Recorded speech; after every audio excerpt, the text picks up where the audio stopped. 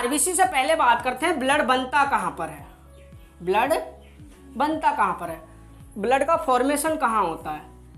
कल मैंने ऐसे ही क्लास में पूछ लिया था कि ब्लड कहाँ बनता है, तो अजीब अजीब सवाल के जवाब मिलने लगे कि हार्ट में बनता है, यहाँ पर बनता है, वहाँ पर बनता है। देखो हार्ट का काम है ब्लड को एक जगह से दूसरी जगह पहुँचाना, है नहीं पंपिंग करना, बनाने का काम नहीं है।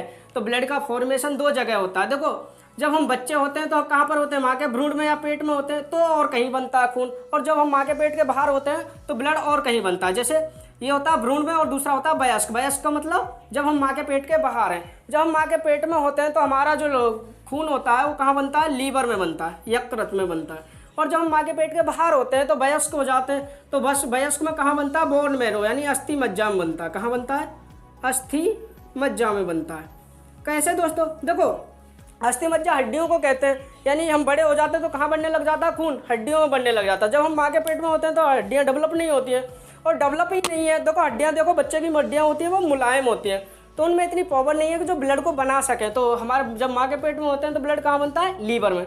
और जब हम बाहर होते हैं तो कहाँ बनता है, अस्थि मज्जा में। यानी अब मेरी बात करूँ तो मेरा ब्लड कहाँ बनेगा, हड्डियों में बनेगा।